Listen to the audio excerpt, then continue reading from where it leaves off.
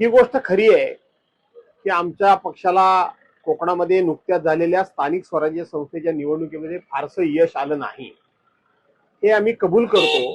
पण त्याचबरोबर महाराष्ट्र उद्या उद्या किंवा महाराष्ट्र उभा कबूल करेल की नाना तऱ्हेनं हा उद्धव बाळासाहेब ठाकरे यांचा पक्ष तोडण्याचा, फोडण्याचा, त्यांची माणसं विकत घेण्याचा, धाक दपटशाही दाखवून त्यांना त्या ठिकाणी नामोहरम करण्याचा प्रयत्न केल्यानंतर सुद्धा यश कमी मिळू दे, परंतु यश मिळालं.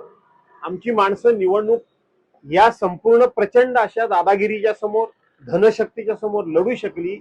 याचा अर्थ की शिवसेना प्रमुखांची पुण्याई आजही कोकणामध्ये आणि उद्धव बाळासाहेब ठाकरे यांच्या पाठीमागे आहे, हे त्यातून स्पष्ट होतं. असं आहे की आत्ताच आपण म्हणालात की अपेक्षेप्रमाणे यश मिळालं नाही, म्हणजे घरी जर आमचे नेते बसलेले असतील तरी सुद्धा आम्हाला जर एवढं यश मिळतं तर ते बाहेर पडले तर किती यश मिळेल आणि मग यांची अवस्था काय होईल हा उभा महाराष्ट्र बघेल. मी एवढंच फक्त म्हणेन, त्यांचं 16 तारखेला त्यांनी काय सांगायचं ते सांगावं, कुणी 15 तारखेला काय सांगावं, याचं आम्हाला सुख ना दुःख, अजिबात त्याचं सुखही नाही आणि दुःखही नाही. परंतु एका वाक्यात सांगायचं झालं तर घर का भेदी लंका ढाय, त्यांचा पक्षांतर्गत विषय आहे, त्याच्यामध्ये मला फार काही दखल घेण्याची आवश्यकता वाटत नाही.